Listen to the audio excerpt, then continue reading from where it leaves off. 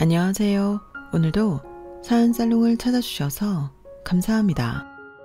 저는 오랜 시간 비정상적인 사람에게 시달리다 얼마 전 그 사람의 콧대를 시원하게 꺾어버렸던 한 여자입니다. 불과 몇 개월 전만 해도 저는 제 삶이 평탄하다고 생각을 하고 살았기 때문에 제 사연을 이곳에 보내게 되리라고는 상상도 못하던 사람이었어요. 항상 좋은 게 좋은 거라고만 생각하며 살아왔기 때문에 누군가 절 불편하게 하더라도 외면하거나 대충 넘기기만 해왔었거든요. 그리고 가족이라면 아무리 서로 안 맞고 다투더라도 다 품고 살아야 한다고 생각하기도 했고요. 그랬던 제가 나이 40이 거의 다 돼서 갑자기 돌변할 수 있었던 이유와 그 이야기를 들려드리겠습니다. 부족한 글솜씨지만 부디 끝까지 들어주세요. 저는 강아지 유치원을 운영하고 있는 자영업자입니다. 제가 거주하고 있는 지역에 워낙 강아지를 키우는 견주들이 많아서 운영은 늘 잘 되고 있죠. 친구의 소개로 만나게 된 남편과는 결혼한 지는 이제 14년이 다 되어가고 저희 두 아들도 제가 일일이 따라다니며 육아하지 않아도 될 만큼 장성하게 자랐고요. 큰아이는 중학교 진학을 앞두고 있고 작은아이는 이제 4학년인데 두 아이 다 절 닮아서인지 강아지도 좋아하고 활발한 성격이에요. 저의 가장 큰 보물이자 제 자신보다도 소중한 아이들이죠. 저희 유치원과 아이들만 생각하면 제 인생은 더할 나위 없이 행복하기만 했어요. 하지만 누구나 그렇듯 제 인생엔 그다지 행복하지 않은 부분도 당연히 존재했답니다. 그건 바로 저희 시어머니였어요. 결혼을 해본 사람들에겐 그다지 반전도 아니라는 걸 잘 압니다. 저도 어렸을 때는 제가 저희 엄마가 그랬던 것처럼 친구들만 만나면 시어머니 뒷담을 하는 사람이 될 줄은 꿈에도 몰랐거든요. 그런데 정말 저희 시어머니는 인간적으로 좋아해보고 싶어도 도저히 그럴 수가 없는 사람이었어요. 처음 만났을 때부터 그랬죠. 남편과 결혼을 하기 위해 인사를 드리러 갔을 때나 심지어 저희 아빠와 처음 만나는 상견례 자리에서도 시어머니는 정말 비호감이었어요. 당시 저는 동물병원의 간호사로 일하고 있었는데요. 제 직업에 대한 얘기가 나올 때마다 보란듯이 싫어하는 티를 내더라고요. 그뿐만이 아니라 제가 한부모 가정인 것에 대해서도 어떻게든 흠을 잡으려 들었고 말이에요. 사돈께서는 큰딸인 수연이가 동물병원에서 일하는 게 괜찮으세요? 아니 일도 너무 고되고 하루 종일 병든 강아지나 돌보는 일을 하는데 말이에요. 수연이는 어렸을 때부터 동물을 워낙 좋아했기 때문에 저희 가족은 전부 수연이가 동물과 관련된 일을 하게 될 줄 알고 있었어요. 그런데 이렇게 돈을 잘 버는 전문직이 될 줄은 몰랐죠. 참, 사돈께서 인품이 너무 좋으셔서 탈이네. 기왕 동물병원에서 일할 거 수의사였으면 더 낫지 않아요? 기왕 간호사일 거면 동물보다는 사람을 대하는 게 낫고 말이에요. 기왕지사 고생하는 거 남들이 봤을 때 우러러 볼 수 있는 일 하면 얼마나 좋아요? 수연이가 동물병원 간호사라서 직업이 천하다는 말씀이십니까? 아니 꼭 그렇다기보다는 어쨌든 수연이랑 민우가 결혼하게 되면 한 가정을 이루는 건데 사람이 아닌 동물이랑만 친하게 지내는 것 같아서 그러죠. 아무래도 딸이라는 게 엄마의 보살핌을 잘 못 받고 자라면 정서적으로 부족한 부분을 자꾸 사람이 아닌 다른 걸로 채우려고 하니까. 그건 어머님 생각이 잘못되신 거예요. 저희 엄마가 비록 제가 초등학교 때 사고로 돌아가셨지만 그 전까지 저한테 평생 받을 사랑 넘치게 주고 가셨고요. 그리고 엄마가 가신 이후에는 저희 아빠가 또 차고 넘치게 애정을 주셨어요. 그리고 제가 친구들이 얼마나 많은데요. 저희 병원 다녀가시는 분들 전부 저랑 친하게 지내고요. 그렇게 잘나서 변호사 남편한테 시집 오면서 혼수 하나 제대로 안 해오는 게냐? 저희 딸이 준비한 혼수가 뭐가 마음에 안 드십니까? 마음에 안 드는 게 있으면 저한테 말씀을 하시죠.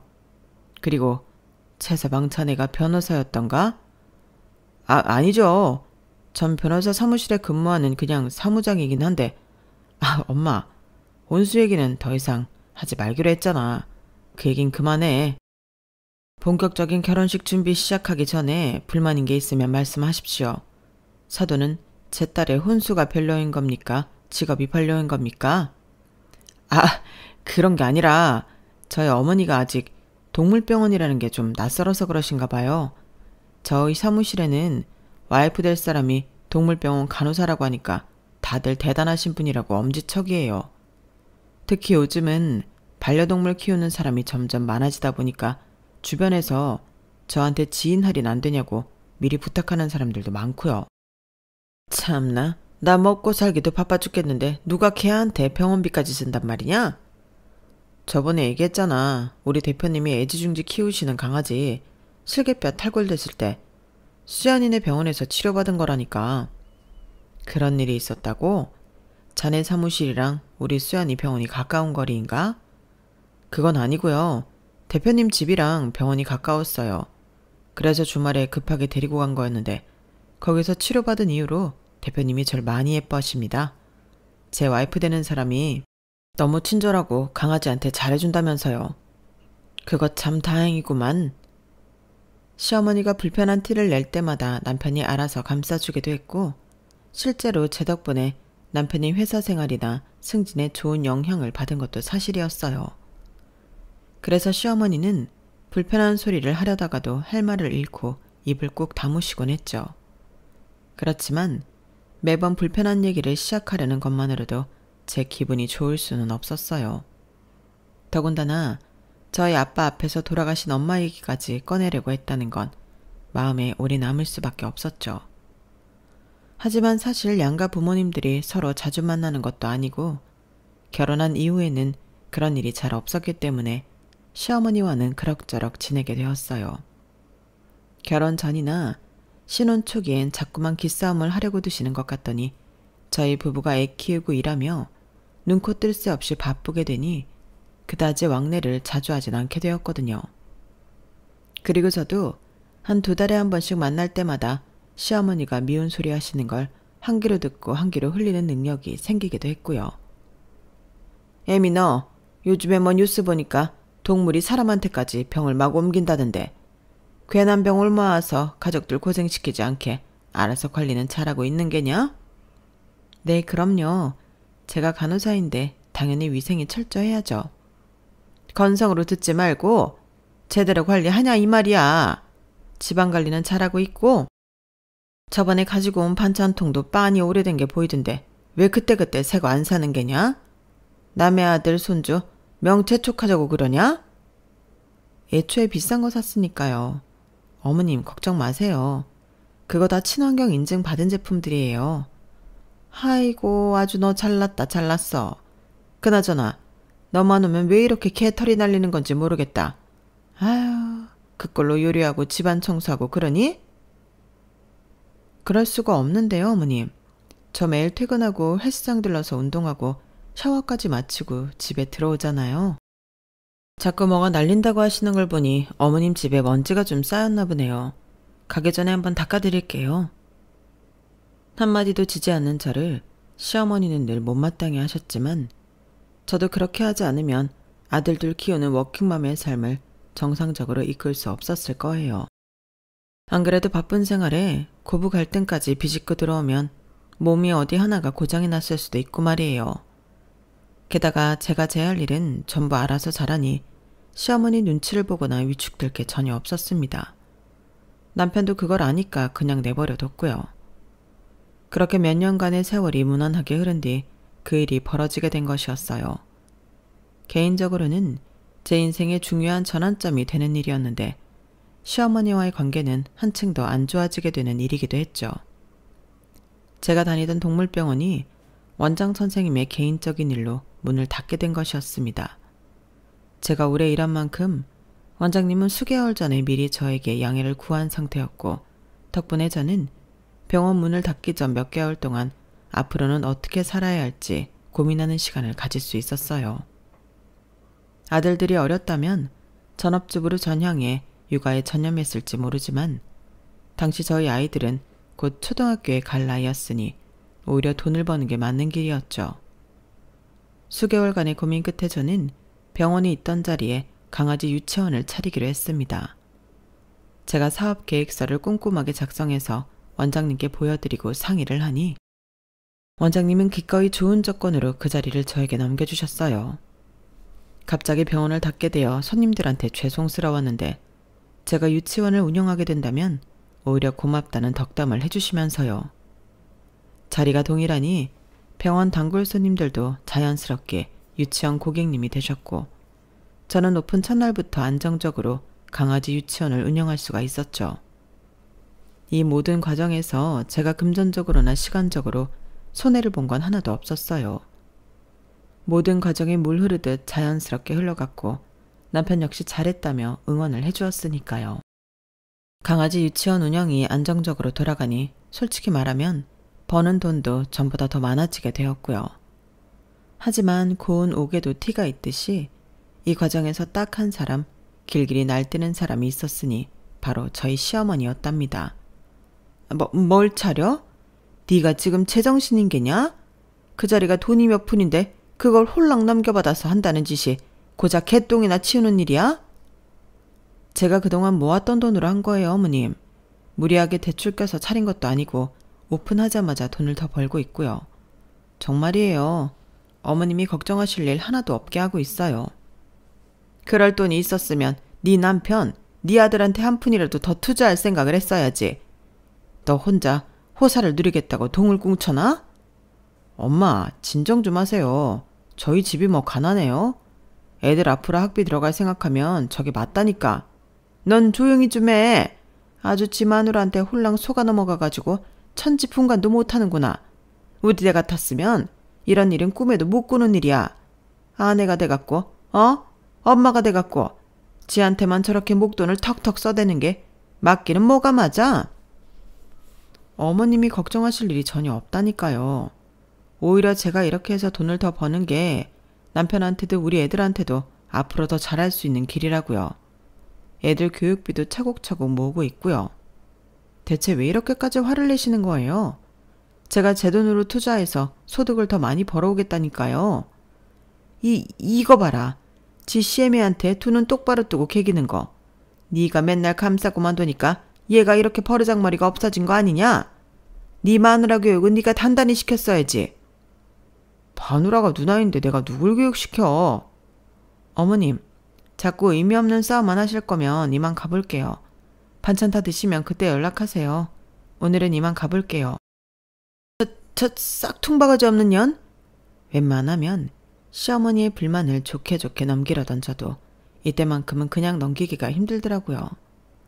저는 가족들 생각해서 어떻게든 더 돈을 많이 벌고 더 좋은 환경을 만들려고 애쓰고 있는데 명확한 이유도 근거도 없이 무작정 저를 비난하기만 하는 시어머니를 도무지 이해할 수가 없었어요. 그리고 그때 처음으로 시어머니 문제로 남편과 싸우기까지 했답니다. 남편은 항상 제 편을 들어준다고 하지만 제 입장에서는 남편이 너무 우유부단하게 구는 것 같았거든요. 벌써 10년도 넘었어. 어머님 맨날 나만 저렇게 싫어하시는 거. 내가 언제까지 그냥 넘어가야 돼? 아니, 내가 그렇게 싫으시면 이유라도 제대로 말씀을 해주셔야 되는 거 아니야? 알지. 당신 많이 참은 거. 내가 잘 말씀드려 볼게. 아니, 말로만 그러지 말고 다달이 용돈도 드려. 때마다 반찬도 드려. 내가 며느리 노릇 못하는 것도 아닌데 왜 맨날 나만 보면 못 잡아먹어서 안달이시냐고. 엄마가 나이가 드시니까 예민해져서 그러신가 봐. 당신 화 풀어. 그래도 내가 엄마 앞에서 항상 당신 편 들어주잖아. 말만 그러면 뭐래? 가만 보면 당신은 화를 잠재우는 게 아니라 은근히 더 화를 돋궈. 그러지 말고 당신이 어머님이랑 둘이 있을 때 좀 잘 얘기해 보라고. 엄마가 내 말은 들을 것 같아? 아, 듣게 하라고 그러니까. 물러터진 남편에게 화를 내던 저는 결국 제 속만 터지고 말았어요.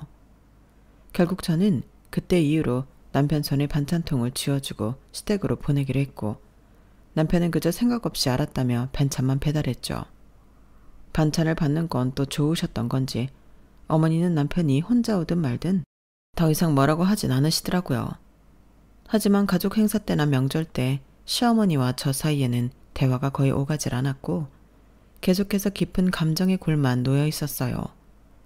그렇게 불편한 상태로 그 해를 다 보냈죠. 아마 별일이 없었다면 그 후년에도 저희는 똑같이 서로 냉랭했을 겁니다. 하지만 그럴 수 없었던 것이 저에게 엄청난 시련이 찾아왔기 때문이었어요. 여느 때처럼 바쁜 일상을 살아가던 어느 날 아빠가 쓰러지셨다는 연락을 받은 거였어요. 아빠를 포함한 저희 세 자매는 엄청나게 놀랐죠. 곧바로 병원으로 달려가니 다행히 아빠가 혼자 계셨을 때가 아닌 은행에 가셨을 때 벌어진 일이라 곧바로 응급실로 모실 수 있었고 조치를 취할 수 있었다고 하는 겁니다. 병원에서는 협심증이라고 하더군요. 그게 얼마나 위험한 병인지 알고 있던 저희 세 자매는 아빠가 없는 곳에서 얼마나 울었는지 몰라요. 협심증이라는 게 챙겨 먹어야 하는 약도 많은 데다가 혼자 있으면 언제 위급한 상황이 생길지 모르는 병이었기 때문에 가족들이 함께 있어야만 했습니다. 저희는 논의 끝에 제가 평일에 아빠 간병을 해드리기로 했어요. 대신 둘째 동생이 저희 애들 등하교를 도우며 봐주기로 했고 주말이나 공휴일에는 막내가 아빠를 봐주기로 했어요. 제가 하는 일은 주말 공휴일이 피크였기 때문에 직원들에게만 사업장을 맡길 수가 없었거든요. 그렇게 저희 세 자매와 아빠의 특별한 일상이 시작되었어요. 다행히 제 남편과 제 매제들도 저희 집안의 사정을 이해해 주었고 집안일이나 육아 등 많이 도와주어서 저희 셋 모두 평화롭게 아빠를 돌봐드릴 수가 있었답니다. 불행 중 다행으로 저희가 예상했던 것과는 달리 아빠 간병은 힘이 드는 부분도 있지만 좋았던 부분이 훨씬 많았어요. 그간 결혼하고 나서 애 키우랴 일하랴 아빠랑 있을 시간이 없었는데 일정을 정해놓고 매일같이 아빠와 함께 있으니 못했던 얘기도 하고 좋더라고요. 아이들도 학원 끝나고 외할아버지랑 보내는 시간이 많아지면서 더 많은 추억을 쌓을 수도 있었고요. 세상에 얼굴도 모르고 엄마랑 결혼을 했단 말이야? 우리 때는 그런 일이 흔했어. 그냥 부모님들끼리 얘기해가지고 혼인신고를 해버리는 거지. 네 엄마는 내가 마음에 안 들었는지 처음엔 아주 새침대기가 따로 없었다. 어머, 그럼 아빠는? 아빠는 엄마가 처음부터 마음에 들었어? 그럼 그때 우리 동네에서 네 엄마 얼굴이 제일로 하였어. 그런 색시를 얻었으니 맨날 풀빵도 사다 주고 꽃도 꺾어다 주고 그랬지 내가. 네 엄마 꼬시려고. 저희 아빠는 그동안 못했던 얘기가 아주 많은지 재미있는 얘기를 매일같이 해주셨죠. 저희 아이들도 아빠가 항상 재밌는 얘기도 하고 아들 얘기도 잘 들어주시니 항상 외할아버지랑 놀고 싶어 했어요. 저희 가족은 그렇게 약 2년 동안은 아빠 중심으로 살았죠. 그 기간 동안 당연히 슬프고 힘든 일도 많았지만 아빠가 떠나시기 전에 마음을 정리할 수 있는 시간이 있어서 정말 다행이었어요. 동생들에게는 말하지 못했지만 딱 하나 오점이 있었다면 이 기간 동안 저는 시어머니의 갖은 짜증을 다 받아주어야 했다는 거였어요. 시어머니는 그런 순간에조차 못된 심보를 버리지 못하고 틈만 나면 저에게 친정에 가 있을 생각만 하냐며 신경질을 부려댔죠. 어떻게 매일같이 친정은 가면서 네 시댁은 쳐다도 안 보고 살아? 네 남편 통해서 반찬만 띡 갖다 주면 그만이냐? 너 그렇게 맨날 뻔질나게 친정만 드나드는 동안 집안 살림은 제대로 하고 있는 거야? 어머님, 저희 아빠는 지금 많이 편찮으세요. 안 그래도 예전에 허리 디스크 수술하셨던 거랑 무릎 수술했던 것 때문에 거동이 불편하신데 혼자 사시잖아요. 그리고 아빠 집이 저희 집이랑 별로 멀지도 않아서 집안 살림비도 문제 없게 하는데 왜 그러세요? 니네 친정아버지만 혼자 사느냐고. 나도 혼자 산다. 어머님은 주민센터에서 운동도 하시고 친구분들이랑 화투도 치시고 부족함 없이 사시잖아요. 그리고 저번에 저 사업하는 꼴 보기 싫다고 하셔서 남편만 보내는 거고요. 왜? 이제 제가 사업하는 건 보기 괜찮아지셨어요? 여편네가 돼가지고 바깥 휘젓고 다니는 게 뭐가 보기 괜찮아? 아주 내가 동네 창피해서 못 산다. 너 언제까지 개똥 치우며 살 거냐? 뭘 어쩌라는 건지. 시어머니는 자꾸만 애처럼 떼쓰는 듯한 소리만 늘어놓았어요. 당시 잠도 제대로 못 자고 피곤이 쌓여가던 저는 그런 무지성 비난에 더 이상 대꾸할 에너지도 모자랐죠. 그래서 어느 순간부터는 시어머니가 하라는 대로 움직여 주었던 것 같아요. 하루라도 쪼개서 시어머니께 매번 보내드리던 반찬도 직접 가져다 드리고 가고 싶다는 식당에 예약해 식사 자리도 갖고 말이에요. 당시 저는 몸무게가 8kg가 줄어들 정도로 정신이 없었는데 아빠와의 행복했던 시간이 아이러니하게도 버틸 수 있었던 힘이 되었던 것 같네요. 그렇게 인연을 꽉꽉 채워서 지낸 뒤 아빠를 보내드리니 눈물이 나면서도 무너지지는 않을 수 있었어요. 세 자매가 나란히 상복을 입고 앉아서도 아빠가 드디어 그렇게 그리워하던 엄마를 만나셨겠구나 하면서 서로를 위로할 수가 있었죠. 그리고 지난 2년간 가족끼리 쌓았던 여러 가지 추억에 대해서도 도란도란 이야기를 나눌 수가 있었고요. 많은 조문객들이 오셨는데 하나같이 저희 아빠가 생전 너무 좋은 분이셨다고 감사한 일들이 많이 있었다고 말씀해 주셔서 더욱 힘이 났네요. 저희 아빠가 그동안 얼마나 선하게 살아오셨는지 알 수 있어서 저도 앞으로 더욱 아빠한테 부끄럽지 않은 딸로 살아가야겠다는 생각도 들었고요. 둘째 날 많은 손님이 다녀가신 뒤 저희 세 가족들도 각자 아이들을 좀 챙기고 돌아가면서 집에 들렀다 오는 시간을 가졌어요. 제가 먼저 집에 다녀온 뒤 동생들이 가족들과 함께 집으로 돌아갔죠. 제가 자리를 지키고 있을 테니 웬만하면 다음날 돌아오라고 일러둔 참이었어요. 저희 아들들도 남편과 함께 집으로 보내서 조금이라도 편하게 자고 오라고 했죠. 그렇게 저 혼자 남아 아빠 곁을 지키다가 잠에 든 것 같았는데요. 눈을 감자마자 누군가 흔들어 절 깨우는 거였어요. 제가 느끼기엔 눈을 감자마자 깬 것 같았는데 어느새 5시간 정도가 지나 있었죠. 눈을 비비며 절 깨운 사람을 바라보자 저는 그 사람의 정체에 깜짝 놀랄 수밖에 없었는데요. 그 사람은 다름 아닌 저희 시어머니였어요. 어머님, 여긴 어쩐 일로 지금 몇 시예요? 어쩐 일이긴. 그럼 사돈이 돌아가셨는데 내가 오지도 못하냐? 아니요, 그런 말이 아니라 와주셔서 감사해요. 아니 지금 6시도 안 됐는데 어떻게 이렇게 일찍 오셨어요? 그냥 눈 뜨자마자 바로 왔다. 이 동네 뭐 좀만 걸으면 금방이지. 너는 상주가 돼갖고 이렇게 대책 없이 자고 있으면 어떡하니? 애써 아빠 장례식장에 방문해준 시어머니한테 뭐라고 할 수도 없고 그렇게 할 기력도 없었던 저는 그저 다른 조문객분들에게 대했던 것처럼 인사를 드리고 육개장을 내드렸어요. 시어머니는 빠른 속도로 식사를 하시다가 돌연 주변을 슬쩍 둘러보더니 저에게 낮은 목소리로 다시 말을 거시더군요. 너 근데 너희 아버지 유산은 생전에 다 정리하고 가셨니? 아니요. 그런 말씀은 따로 없으셨어요. 이런 일이 있으면 빨리 그것부터 알아봐야지. 그렇게 잘났다는 애가 어쩜 이런 건 일이 물러 터졌나 몰라. 네가 장녀인데 그럼 유산은 당연히 네가 물려받아야지. 저희가 알아서 할 거예요. 장례식 다 마치면 얘기 나눌 거예요. 나중에 장례식 다 끝나고 애들 정신 돌아오면 그땐 골치 아파진다. 지금 빨리 얘기를 끝내놔야 나중에도 뒤탈이 없는 거야. 사돈이 한 4년 전인가? 땅 몇 평 산 거 있다고 하지 않았어? 그거 잘못하면 개싸움 나기 딱 좋아. 네가 얼른 첫째로서 권리를 가져와 버리라고. 그게 왜 제 권리예요? 아빠가 어련히 알아서 잘 나눠놓으셨겠죠. 아직 아빠 유품도 정리 못했는데 벌써부터 이런 얘기 불편하네요. 식사나 마저 하세요, 어머님. 안녕하세요. 시어머니의 불편한 잔소리가 더 심해지기 전에 누군가 저희 대화에 끼어들었어요. 돌아보니 둘째 동생이 막 이쪽으로 들어오고 있었죠.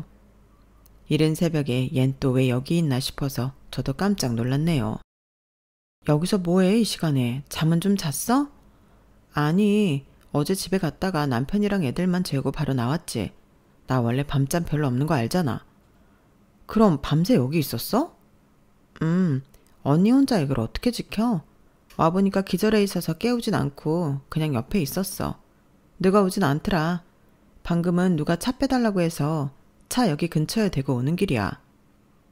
시어머니는 제 동생이 등장하자 처음에는 아무 소리도 못하고 눈치만 보는 듯 했어요. 하지만 갑자기 벼랑간 저희 대화에 끼어들어서는 동생한테 갑자기 적개심을 보이는 거예요. 좀 전에 우리 얘기 다 들었죠? 어떤 얘기요? 아니 살금살금 들어오면서 우리가 하는 얘기 다 들었잖아. 아버지 유산 다 어떻게 할 거냐고요. 왜 다 틀어놓고 발뺌을 하지?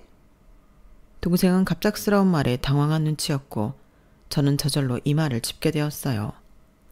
안에서 새는 바가지 밖에서도 반드시 샌다더니 제 친정 가족한테 시어머니의 이런 모습을 보이게 될 줄은 정말 몰랐어요. 시어머니가 한번 꼬장을 부리면 말로 해서는 안 된다는 걸 잘 알았기에 저는 곧장 일어나서 시어머니 쪽으로 테이블을 넘어가 시어머니의 한쪽 팔을 단단히 잡았습니다. 어머님, 동생 아무것도 안 들었어요. 그만하세요. 저랑 나가서 식사해요. 나가서. 너야 당연히 문을 등지고 있었으니 모르지. 아니 네 동생은 다 들었다니까.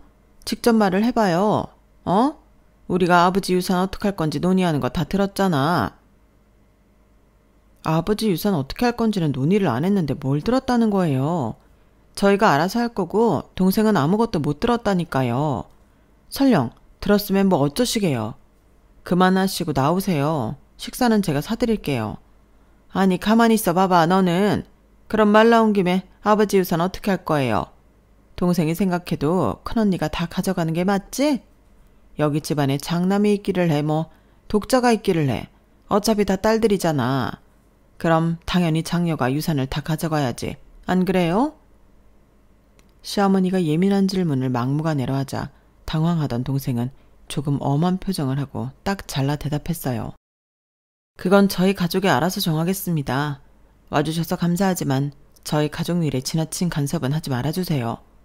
어머어머, 어른한테 말하는 것 좀 봐. 누가 네 동생 아니랄까 봐. 이봐요.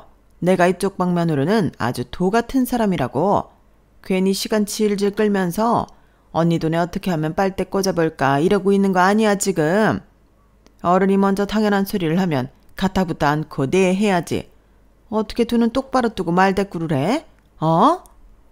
어머님 제발 그만 좀 하세요. 진짜 동네 창피하게. 왜 장례식장에서 소리를 높이는 거예요? 나오시라니까요. 제가 아무리 시어머니를 끌고 나가려고 해도 시어머니는 어찌나 힘이 좋으신지 그 자리에서 꿈쩍을 안 하셨어요. 매일같이 운동을 다니신다더니 정말 엄청나게 근육이 많은 몸이라는 걸 그때 깨달았네요. 제가 어쩔 줄 몰라 하는 사이에 시어머니는 아예 저를 뿌리쳐 떨고 내버리시고는 동생이 있는 쪽으로 성큼성큼 가셔서 더한 소리들을 내뱉기 시작했어요. 똑바로 말을 해봐봐. 내가 틀린 말 했어? 큰언니가 그렇게 아버지 간병 열심히 하고 장년으로 톡톡히 했는데 상속도 제대로 못 받아야겠느냐고. 동생들 혼수자금 전부 보태면서 본인 시집 올 때는 빈털터리로 왔다고. 아버지 유산 정도는 군소리 없이 넘기는 게 동생 된 도리 아니야. 아니 사람 된 도리 아니냐고. 언니 시집갈 때 저랑 동생이랑 돈 모아서 스드메 비용 해줬었잖아요. 대체 무슨 말씀을 하시는 거예요?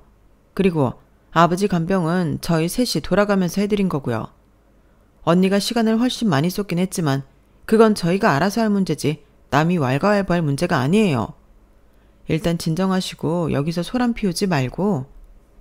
동생도 순간 욱했다가 애써 진정하고 시어머니를 달래려고 하더군요. 그 순간 장례식장에는 저희 남편과 저희 막내 동생 부부가 들어오고 있었어요. 그 뒤로는 저희 애들과 막내 동생네 애들도 뒤따라오고 있었고요. 밖에서부터 소란스러운 걸 듣고 왔는지 세 사람은 눈이 동그래진 채 놀랐고 저는 당장 시어머니를 제압해야겠다는 생각이 절실하게 들었죠.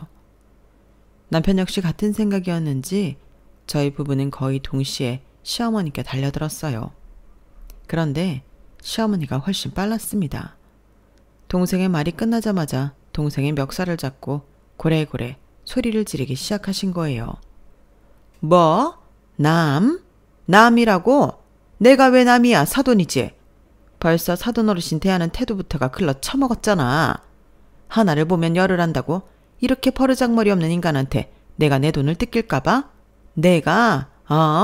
이미 다 알아보고 왔어. 변호사 써서 아주 제대로 망신 주기 전에 네 아버지 유산 전부 내놓으란 말이야. 남편은 정말 기겁을 하며 시어머니 손을 제 동생에게서 떼어놓았어요. 그 과정에서 제 동생은 보듬거리는 시어머니의 손등에 턱을 맞기까지 했죠. 동생은 갑작스러운 상황에 깜짝 놀랐는지 캑캑거리면서도 다급하게 지갑을 찾더니 명함 하나를 시어머니 눈앞에 들이밀었습니다. 시어머니는 남편과 저를 밀쳐내고 동생에게 다시 달려들려다가 명함을 보고는 3초 정도 믿을 수 없다는 듯이 눈을 꿈뻑꿈뻑 거리더니 갑자기 에구머니나 하면서 뒤로 나동그라지셨어요. 그러더니 엉덩이로 기어서 후다닥 동생으로부터 멀어지더군요. 그 모습이 솔직히 너무 황소개구리 같은 모양새라 아이들이 보기엔 우스꽝스러웠을 겁니다. 막내 동생 뒤에 있던 아이들이 키득거리면서 웃기 시작하더군요. 막내 동생 부부도 아이들을 말리기는 했지만 본인들 입꼬리도 실룩거리고 있었고요. 시어머니는 거기서 그치지 않고 갑자기 무릎을 꿇고 제 동생한테 검사님 하면서 두 손을 모아서 싹싹 비는 겁니다. 아, 제가 검사님을 몰라 뵙고 죄송합니다. 저는 아무것도 모르는 노인네예요. 뭘 알고 그랬겠어요, 제가? 저 사돈 어르신, 알겠으니까 이만 일어나세요. 아유, 저 잡아가지 마세요. 동생도 당황해서 시어머니에게 다가가 일으켜 드리려고 하는데 시어머니는 동생이 손만 뻗어도 경기를 일으키며 무서워했어요. 그 모습에 아이들은 웃음을 참지 못하고 깔깔거리기 시작했고 막내 동생 부부는 결국 애들을 데리고 나가버렸죠. 남편이 시어머니를 일으켜서 나가자고 하니 그제서야 시어머니는 남편한테 착 달라붙어 얼른 집으로 가자고 하시더군요. 그렇게 남편이 시어머니를 데리고 나가고 저와 둘째 동생은 허탈하게 남겨져서 뒤처리를 했죠. 아빠 발인 시간이 다가오면 더 많은 사람들이 올 테니 얼른 정리를 하고 상주석으로 가는데 동생들 보기가 얼마나 창피했는지 몰라요. 그런 시어머니와 지난 수십 년을 살아온 제 결혼 생활의 민낯을 고스란히 들킨 기분이었죠. 제가 민망해하는 걸 알았는지 동생들은 일부러 자기네 시어머니에 대한 단점을 얘기해 주기도 했는데 별로 도움이 되진 않았네요. 겨우 발인 시간을 맞춰서 도착한 남편도 동생들 앞에서는 얼굴을 못 들고 뚝딱거리기만 했고요. 그렇게 겨우 모든 절차를 마무리하고 저희 부부는 다음날 시어머니를 다시 살피러 갔어요. 시어머니는 저를 보자마자 검사 동생이 있는데 왜 말을 안 했냐며 원망을 하시더군요. 그런데 평소처럼 언성을 높이며 짜증을 내신 게 아니라 눈물만 뚝뚝 흘리면서 절 노려보시기만 했어요. 시어머니답지 않은 모습에 저는 처음으로 시어머니 손을 잡고 달래듯이 물어보았습니다. 제 동생이 검사인 게 왜요? 그게 뭐가 그렇게 무서운 거예요? 검사 양반들은 천하무적 아니냐? 우리 큰오빠며 작은아버지며 죄다 검사한테 끌려가서 얼마나 모진 꼴을 당했는지 알아? 엄마, 작은할아버지는 도박을 하셨잖아. 시끄럽다. 그럼 무서운 사람이 네 동생이면 나한테 진짜 귀뜸을 해줬어야 할 거 아니야. 제 동생 무서운 사람이 아니에요. 그리고 어머님이 엊그제처럼 논리도 안 맞는 억지만 안 부리시면 아무도 어머님 해코지 안 해요. 뭐가 논리에 안 맞아? 내가 한 말이 어때서? 어머님이 항상 하시는 말씀들이 논리에 안 맞는다고요. 제가 그동안 어머님 말씀이 맞는 말이라서 그냥 넘어가 드린 게 아니에요. 제가 동물병원 간호사라고 했을 때도 일반 병원 간호사랑 비교하면서 계속 저를 깎아내리셨죠. 어머님, 제가 일반 병원 간호사였으면 일하면서 애들 둘 그렇게 키우지도 못하고 어머님 주기적으로 찾아뵙고 이것저것 챙겨드리지도 못해요. 그건 아세요? 할 사람들은 다 한다. 우리 땐 다 했어. 어머님 주변에 일반 병원 간호사로 일한 사람들이 누가 있는데요. 우리 때는 간호사고 나발이고 그냥 하라면 다 하는 거였다고. 그리고 제가 지금 하고 있는 강아지 유치원도 저 지금 몇 년째 얼마나 사업 운영 잘하고 있는지 아시죠? 그런데 처음에 얼마나 저 못살게 구시고 욕했어요. 그런 게 어머님이 억지를 부리신다는 거예요. 말이 하나도 안 맞으시잖아요. 제가 왜 그렇게 싫으세요? 어머님이 싫어하실 이유가 없는데. 나 때는 여자가 너처럼 마음대로 사는 건 꿈에도 못 꿨다고. 아무리 네 동생의 검사라고 해도 너 지금 네 CME를 가르치려 드는 거냐? 네, 어머님도 아셔야 해요. 어머님이 자꾸 근거도 없이 화만 내고 미운 소리만 하시면 당연히 저희도 어머님 기쁜 마음으로 못 챙겨드려요. 그리고 어머님 때 여자들이 사회생활도 못했고 억압받았다는 거 알겠는데요. 그때는 저희도 돈을 벌어야 해요. 그래야 애들 대학까지 키울 수가 있어요. 어머님도 저희 때 모르면 자꾸 알바알바하지 마세요. 여자가 돼가지고 어떻게 하는 게 맞는 건지 검사인 제 동생 불러서 한번 물어볼까요? 됐다! 시어머니는 동생한테 물어보겠다는 제 말에 얼른 손사래를 치며 거부하셨어요. 그러더니 더 이상 아무 말도 못 하시더군요. 그날 저는 시어머니를 계속 달래드리고 동생한테 시어머니 해코지하지 말라고 단단히 말하겠다는 약속을 몇 번이나 하고서 시댁을 나올 수 있었네요. 그렇게 자기 말만 다 맞다고 우기시는 분이 검사가 무서워 말도 제대로 못하시는 걸 보고 솔직히 많이 놀라웠어요. 저도 사업을 하지 말고 검사를 했어야 했나 싶은 생각도 요만큼 들었고 말이에요. 어쨌든 시어머니를 달래드린 뒤 둘째 동생에겐 저와 남편이 따로 미안하다고 사과를 했네요. 근사한 곳에서 식사도 대접하면서 험한 꼴을 보여 미안하다고 얘기를 했죠. 동생은 제 남편만 뚫어져라 쳐다보면서 미안한 걸 알긴 알아서 다행이라고 대꾸했지만 어쨌든 넘어가 주는 것 같았습니다. 물론 식사 중간에 저에게 자기가 잘 아는 이혼 변호사가 많으니 힘들면 언제든 말하라고 역시나 제 남편을 뚫어지게 쳐다보며 얘기하긴 했지만요. 남편은 땀을 뻘뻘 흘리면서도 자기가 그럴 일 없게 잘할 거라고 대꾸를 하긴 하더라고요. 그렇게 그날의 소동은 어찌저찌 마무리가 잘 되었네요. 그 뒤로 저희 시어머니는 많이 변하셨어요.